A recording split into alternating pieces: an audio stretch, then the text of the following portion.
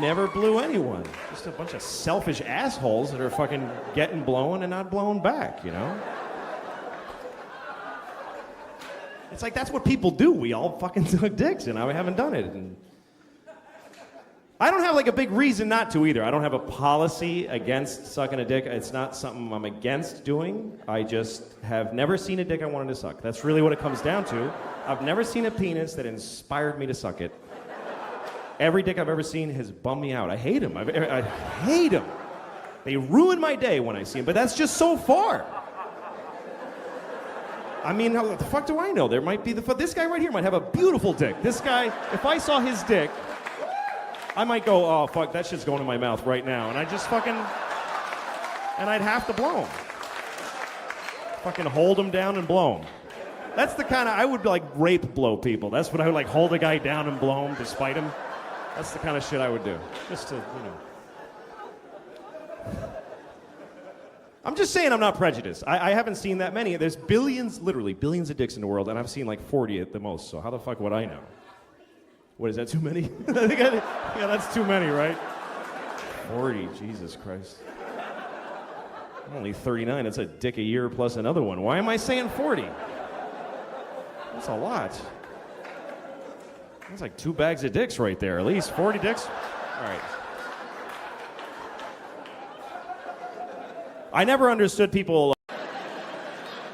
Never seen that before. It turns out the whole country, all of France, puts thermometers in their assholes. And they don't put their eggs in the fridge. They have no respect for temperature in either direction. I was like, why are you putting it in your asshole? She said, you don't do this? You don't put here in America? I said, no, we don't put a glass thermometer filled with mercury in our anuses. You fucking savage. Well, we do it to babies and dogs because they can't talk.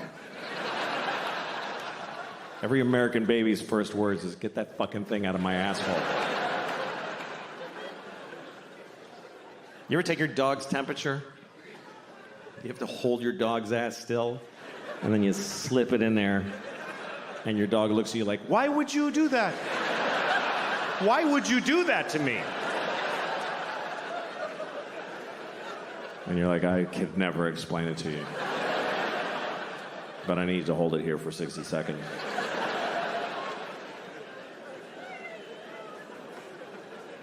Dogs are so dumb, it's fucking tragic. It's sad how dumb they are. They're in our lives and they know nothing about what's happening.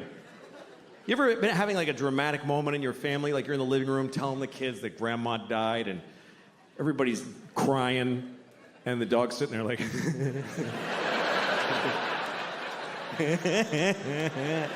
I know you. They're so stupid. Incredibly stupid animals. They don't even know their own lives. They can't even handle their own lives mentally. You ever throw a ball for your dog, and your dog gets the ball and brings it, and then you throw the ball again, the dog brings it, and then one of the times you throw the ball, the dog looks at you like, I didn't see what happened. I'm sorry, I don't know anything now. Please help. So you point at the ball. There it is. It's right there. It's right there. And the dog just looks at your finger. Because there's just no way he's going to get this concept that there's an invisible line that he can follow with his imagination. I have a great dog. I got a dog last year. She's a great dog. I did not adopt her, I'll be honest with you. I bought her with money. That's the truth. People always ask me when I walk my dog in New York, that's a beautiful dog. Is she a rescue? I'm like, no, she's very expensive. Please don't touch her. I did rescue a dog last year, and it bit everyone in my life. So I unrescued it, and I bought a dog that works. In New York, everybody rescues their dogs like this. I rescued this dog. I rescued her. She has no eyes. And she's dead. Because when they catch a pedophile, holy fuck. Holy shit. It's brutal because we're scared. We're so scared of pedophilia because it's here and it's not going anywhere. That's a fact. It's not like there's a finite amount of pedophiles and we got the last one. No, it keeps happening. Every generation, there's more. Some of you have kids, and some of them are gonna grow up and fuck kids. They might, you know? Okay, no, of course not yours for some reason, but they're coming from someplace. So, any real solution has to start with the basic reality that there will always be pedophiles. Not a great thought. I understand it's not uplifting. You wouldn't put that on a fridge magnet. Or on your screensaver at the office. There will always be pedophiles. Hey, where's Jim? He's not at his desk.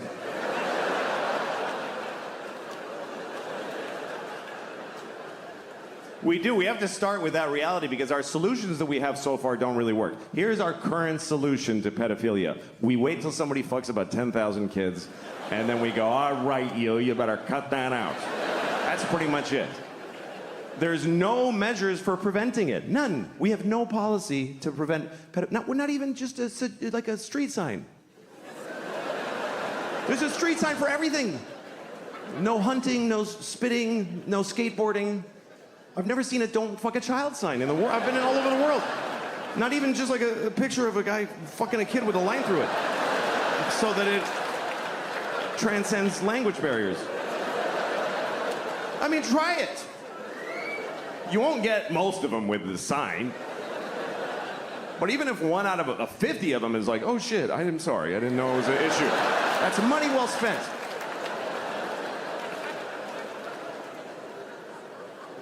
There's things that might work and we don't even try them. Like, is anybody working on very realistic child sex dolls? Okay, then let them fuck your kids forever. If that's better? I'm so sorry for suggesting something that might actually work. Oh no. Let them fuck both my sons, but don't make a doll. That would be distasteful.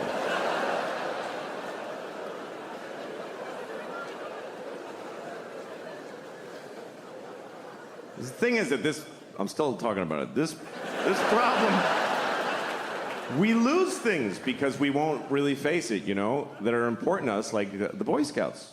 Boy Scouts, wonderful thing. Being sued out of existence because of all the kid fuckery that goes on. And I know it's upsetting because look, here's the thing, the Boy Scouts is a wonderful thing for kids. They go to the woods, they work together, they learn skills, they get in touch with nature. What could it be better for a boy than that? But some of those guys want to fuck the kids. I don't think they do it a lot. It's not like there's just a shitload of kids being fucked in the Boy Scouts. I think it's mostly that they find out that the guy wants to. I don't actually know, though. I don't. Do you know why I don't know? Because I'm afraid to look it up. I'll go to prison for typing it into a Google. How do you solve a problem if you're afraid to fucking look it up? How many Boy Scouts get fucked on a... Oh, shit!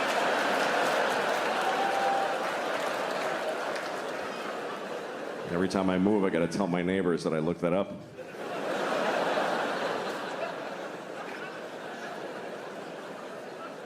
Here's what happens. Every few years, you find out there's some pedophile-type people in the Boy Scouts, and then they announce, we got them all. We're good. And then a year later, oh, there's a bunch more. What's going on here? At some point, you gotta wake up to the basic fact that maybe the people who are best suited to give your kids these wonderful experiences are folks that wanna fuck them. Maybe that's why they're good at it. Maybe that's, if you want that, that's where you go. Maybe that's just the way that goes. Who else would want to take a bunch of kids to the fucking woods? Who wants to take your shit kid to the fucking woods? You don't want to take them. Who else would want to do that except people that are barely containing that they want to fuck every kid in the face? That's why they're good at it. That's what makes them good at it. I'm not saying that all scoutmasters are pedophiles. I might be saying that the best ones are. I might be saying that. That sounds right. So I don't know. You have to lose the whole thing. Just tell your kids. Some of those guys want to fuck you. Just be careful. Have a good time. Take the contribution from where it comes. Michael Jackson, wonderful music. Blessed us with wonderful music. Did some other things too. What's worse? A pedophile who makes beautiful music or one that doesn't? This is the choices. No pedophiles is not on the menu.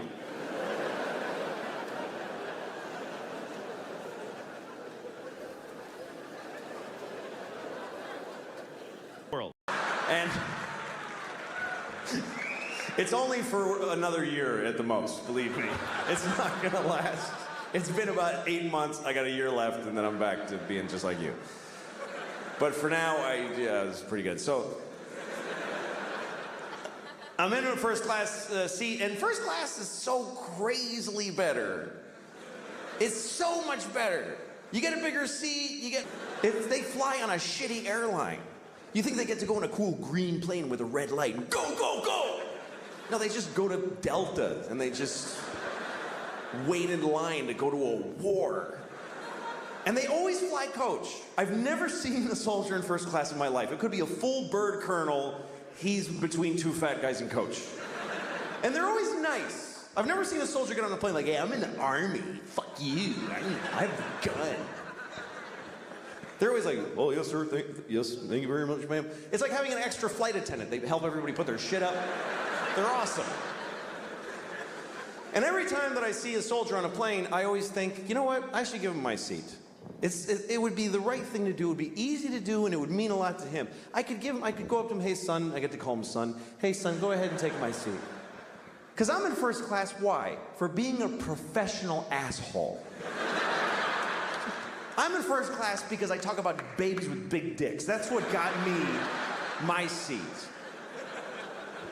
This guy is giving his life for the country, he thinks, and so he has to say, but that's good enough. That's good enough. The fact that he thinks it. I'm serious. He's fucking told by everybody in his life system that that's a great thing to do, and he's doing it. And it's scary, but he's doing it, and he's sitting in this shitty seat, and I should trade with him. I never have. Let me make that clear. I've never done it once. I've had so many opportunities. I never even really seriously came close. And here's the worst part. I still just enjoyed the fantasy for myself to enjoy. I was actually proud of myself for having thought of it. I was proud. Oh, I am such a sweet man. That is so nice of me to think of doing that and then totally never do it. At least you should be good just to the people, just turn a good face to the people that you see in life. I don't do that either. Because when I get in the elevator in my building, that's my first contact with human beings always, after being home and just being disgusting for hours. Then I come out in the elevator, and there's always a guy in my elevator who's nice, and I hate it. I get really upset when people say nice things to me. That's not a good impulse. I get in the elevator, and there's always this one guy who he sticks his face right in the front of his fucking head, and he just floats it out there like a big balloon, you know? Hey, how's it going? I get upset, I get cagey, I get this weird impulse that I want to come on his face. I don't know why that's the thing, but that's what I think about, is that I wish I could just secrete cum without the sexual workup, like, as a defense, you know, like a squid or a skunk. Not sexually, I mean aggressively. Hi. Jesus, man. You just came in my eye. just want to go downstairs. I don't want to talk.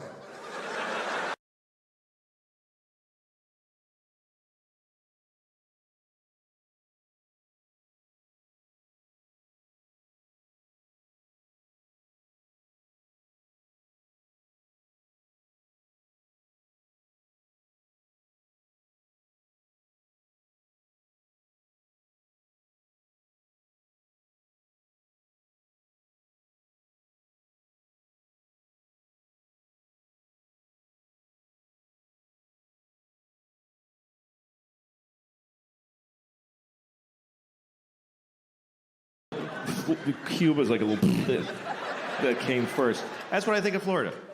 Every time there's a hurricane, I'm like, yeah, get them all, Melissa. No, I don't mean any of that. It's just fun. It's fun to pretend. I was in a sushi restaurant in Florida, and it was empty. You ever go in a restaurant and it's open, but you're literally the only person in there. You walk in, the staff is like sitting at the tables, you know? And you walk in, you're like, are you open? They're like, yeah. And so you go, oh, good. And they're like, oh, we gotta fire up the whole fucking restaurant for this one guy now? So I ordered a lot of sushi because I felt bad for wasting their time. And I didn't eat most of it because I don't like sushi. And so the waitress comes over, she's Japanese, and she says, you know Finnish? Which is what she said. I'm not. It's just what she said. I'm not gonna change what she fucking said. I'm not gonna lie to you and say that she said you're not gonna finish that, because it doesn't happen to be what she said. And I have to do the accent, because it's weird if I tell you that she said, you know Finnish? So I'm stuck. I'm just telling you what happened. She said, you know Finnish? Do you know Finnish? It's exactly what she said. It's a perfect replica. No, it was subtle. She said, you know Finnish? And I said, no, I know Finnish. Because I think that's polite, to repeat people's bad English to them. Otherwise, you're being a dick. It's like, you know Finnish? No, I am not going to finish. You left out a lot of words. I took the liberty of restoring them. In a fountain with little marble boys pissing. I don't know. What is it with fountains? Like, all fountain sculptors are pedophiles, basically. You can't get a fountain made without... Can you make me a fountain? Yes, I'll get started right away. Oh, yes! Yes! It's finished! And it's just little boys pissing on the face of a Greek god that looks like him a lot. It's piss on me forever!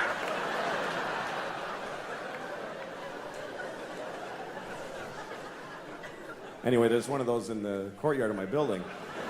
And my first week in the building about a year ago, I went down to the courtyard for the first time. And I didn't look too good, you know? It was a Sunday morning. That's my least presentable hour. There's a lot of, you know, just stains, just like, you know, food and me and whatever. And so I'm sitting there.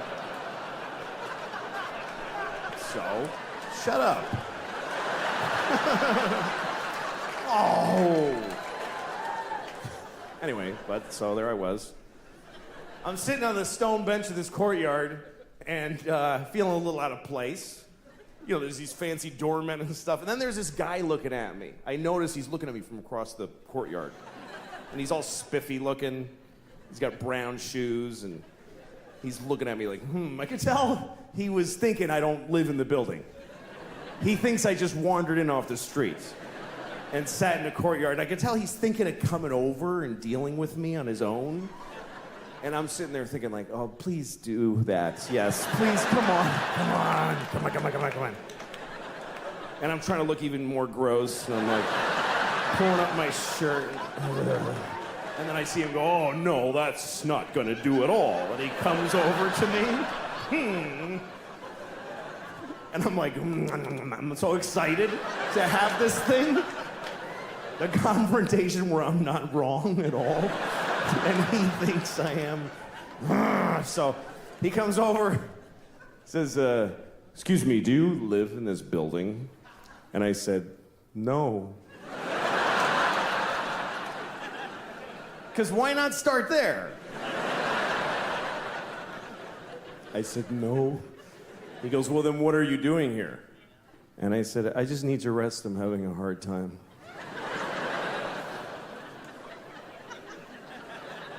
He says, this is private property. And I said, well, I don't really believe in that. You know, just the worst things I could say from his point of view is basically all the things I was saying. And he goes, well, if you don't leave, I'm gonna talk to the doorman. I was like, can I just stay like 5 more hours? So he's, no, and he goes over to the doorman, and I see him talking about me to the doorman like this. And then I see the doorman going, oh no, that guy lives here. That's okay.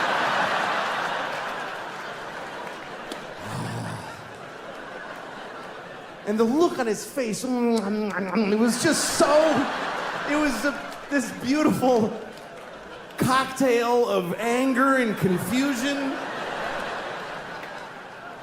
It's like I had invented a new way to hurt somebody's feelings. That's how excited I was.